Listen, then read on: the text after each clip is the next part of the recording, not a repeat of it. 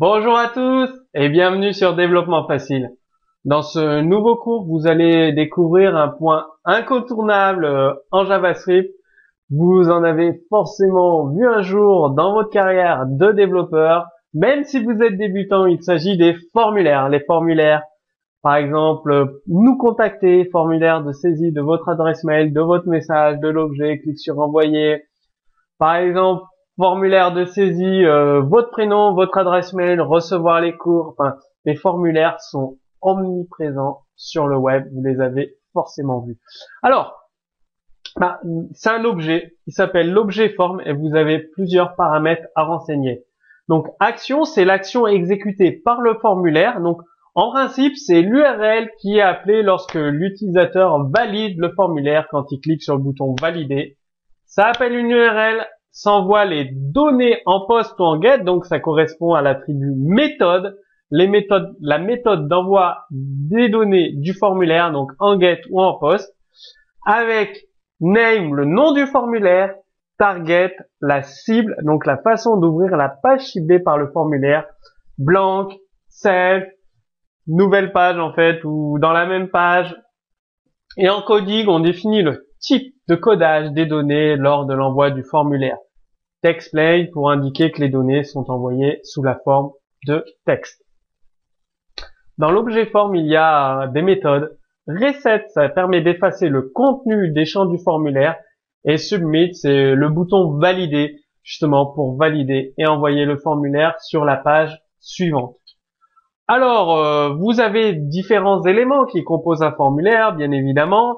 Une zone de type texte, donc c'est une zone de saisie sur une seule ligne pour que l'utilisateur renseigne du texte, donc ça peut contenir un nom, un prénom, une adresse mail, un numéro de téléphone. Alors que Text Area, regardez la zone en dessous de la vidéo pour saisir un commentaire. Vous avez votre pseudo, votre site internet, votre adresse mail, ça c'est une input type texte. Par contre, la grande zone où vous pouvez saisir votre question à poser, c'est une zone de type Text Area, donc c'est une zone de saisie de texte multiligne. Vous avez des zones de type checkbox, donc c'est des cases à cocher, des zones de type bouton radio, donc c'est des boutons radio, donc insert, on clique dessus. Des zones de sélection, donc des listes déroulantes, des listes, des combo box. Et vous avez input type submit, ça permet la validation des données, donc c'est des boutons, tout simplement. Vous avez input type reset, donc c'est pour, par exemple, vous avez commencé à renseigner votre formulaire, le nom, le prénom, le site internet, votre question, et vous appuyez sur le bouton reset, ça va effacer tous les champs et les remettre à zéro. Type password, ça permet de saisir un mot de passe, donc c'est un champ texte en fait où vous saisissez le mot de passe. L'avantage c'est que ça met des cercles ou des étoiles et que vous ne voyez pas le mot de passe que vous tapez. Donc si vous avez un ami à côté, vous pouvez écrire votre mot de passe et il verra que des étoiles. Un champ de type hidden, c'est très pratique. Beaucoup de formulaires utilisent ça. Ça permet, c'est un champ caché où vous pouvez mettre des informations supplémentaires. L'utilisateur, il le voit pas sur son interface, sur sa page web. Par contre, il y a un champ caché où vous mettez des informations supplémentaires. Souvent, on l'utilise pour faire du tracking de visiteurs, par exemple, pour savoir de quelle page il vient, quelle page il a visité sur votre site internet. Et vous avez un input type file, c'est une zone de sélection de fichiers, donc ça permet à l'utilisateur d'envoyer des fichiers. Donc, si vous avez un formulaire de contact mail, vous pouvez lui proposer une zone de type file où il va pouvoir prendre un fichier de son disque dur et vous l'envoyer en pièce jointe de votre mail. Donc voici un exemple de code. Pardonnez-moi pour l'erreur, la faute d'orthographe sur obligatoire.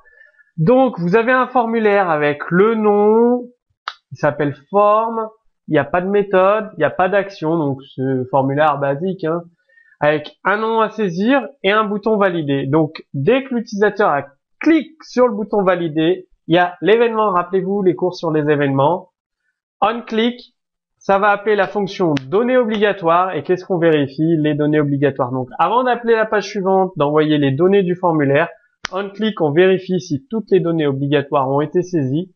On récupère l'objet formulaire if form.nom, donc c'est l'input name nom, .value, la valeur qui a été saisie. Donc, s'il y a écrit Mathieu, on vérifie que si c'est égal à blanc, onDefine, et bien on affiche une boîte de dialogue à l'utilisateur. Alerte, ce champ est obligatoire. Donc vous avez tout un tas de possibilités avec les formulaires pour tester, couplé aux événements, les formulaires c'est vraiment très puissant pour mettre une interaction utilisateur poussée. Donc je vous montre un petit peu un exemple JavaScript sur la concaténation automatique de chaînes de caractères. Donc là vous avez votre formulaire avec des champs phrase 1, phrase 2, phrase 3. Donc on demande à l'utilisateur de renseigner 3 phrases, il met ce qu'il veut, 3 phrases différentes. Et à la fin, on affiche les phrases assemblées en une seule dans un texte area. Donc il y a un bouton qui s'appelle assembler, donc vous avez 3 champs, la phrase 1 à saisir, la phrase 2 à saisir, la phrase 3 à saisir. Ensuite vous avez un texte area, une zone de texte, et en dessous le bouton assembler. Donc dès que l'utilisateur clique sur le bouton assembler, qu'est-ce que ça va faire? On clique assembler, ça appelle donc cette fonction JavaScript et on utilise la concaténation de chaînes, donc l'assemblage de chaînes. Donc on récupère forme ici, point phrase 1, le nom, point value, plus forme, le nom du formulaire, point phrase 2, name, point value, plus forme, point phrase 3, point value, et on récupère le formulaire, point phrase assemblée ici, point value. C'est-à-dire, il n'y a pas besoin d'action, il n'y a pas besoin de méthode get ou post sur le formulaire.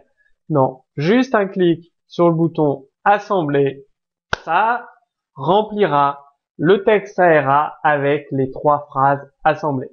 Donc c'est vraiment très très pratique. Donc un exemple avec des cases à cocher, donc toujours l'objet forme, input Java type checkbox, JavaScript, donc il y aurait une case à cocher JavaScript, et vous pouvez faire sur le clic du bouton valider test checkbox, donc ça va appeler la fonction checkbox, et si la checkbox JavaScript a été cochée par l'utilisateur, donc regardez, vous avez form.java.checked, donc le formulaire il s'appelle form, input name égale Java, et on regarde .checked. Si checked est égal à true, c'est dire que la case est cochée. Vous faites les instructions. Sinon, elle est égale à false, donc l'utilisateur n'a pas coché la case. Vous faites ou pas des instructions correspondantes. Vous avez les boutons radio. C'est le même principe. Vous leur donnez un nom Java, et une valeur par défaut, oui. Une valeur par défaut, non. Donc oui, JavaScript facile, non. Et ensuite, sur l'on-click, vous faites un test bouton radio. Donc en fait, vous récupérez form.java, c'est-à-dire tous les input names du bouton radio ont le même nom Java. Donc ça vous fait un tableau et 0 entre crochets, ça cible oui JavaScript facile. Donc checked égale true, ça veut dire que l'utilisateur a coché ce bouton radio, sinon il sera false. Et comme ça, vous faites une boucle, 1 pour récupérer le deuxième bouton radio, 3 le troisième bouton radio, etc., etc. Les listes. Donc ça vous permet de créer une liste où l'utilisateur il va sélectionner ActionScript, PHP, JavaScript, les 3 de la liste d'un coup ou un seul de la liste. Pareil, sur un clic, vous testez la liste. Donc form.langage.selectIndex égale 0, instruction. Donc s'il a sélectionné ActionScript, vous faites des instructions tout simplement. Ensuite, qu'est-ce que vous avez?